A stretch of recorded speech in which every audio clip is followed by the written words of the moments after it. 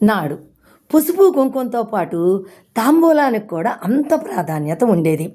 అందుకే పూజల్లో, పుణ్య కార్యక్రమాల్లో పూలు, పండ్లు, పసుపు, కుంకుమ దానితో పాటు తాంబూలాన్ని చేర్చి పుణ్యస్త్రీలకు ఇచ్చి ఆశీస్సులు తీసుకునేవారు.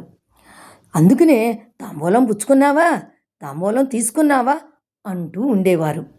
తాంబూలం అంటే ఏంటి? తమలపాకులో ఒక్క వేసి ఇవ్వడం. దీన్ని ఆ రోజుల్లో భోజనాల్లో కూడా ఇచ్చేవారు. తమలపాకులో ఒక్కతో పాటు సున్నం కూడా వేసుకుని తింటే నోరంతా ఎర్రగా పండేది.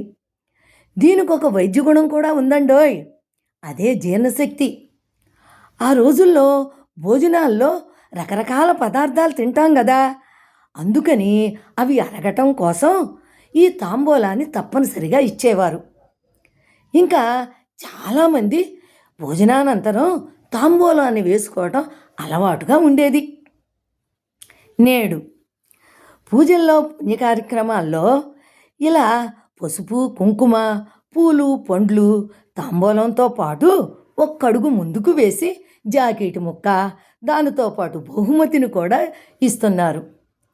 చాలా సంతోషం కదా.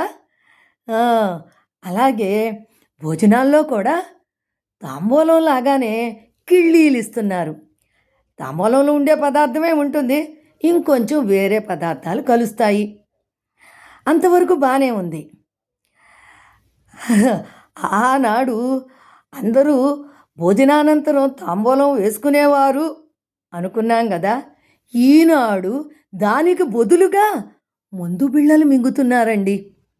అది కొంచెం చాలా బాధాకరమైన విషయం. మనం చాలామంది ఇళ్లల్లో వింటూ ఉన్నాం, వంట అయిందా, భోజనం పెట్టు, టైం అవుతుంది, ట్యాబ్లెట్లు వేసుకోవాలి అంటూ వింటూ ఉంటున్నాం. కాలం తెచ్చిన మార్పులు కదండి. ఇప్పుడు ఇలాంటివన్నీ చూడవలసి వస్తుంది కదా. ఏమంటారు?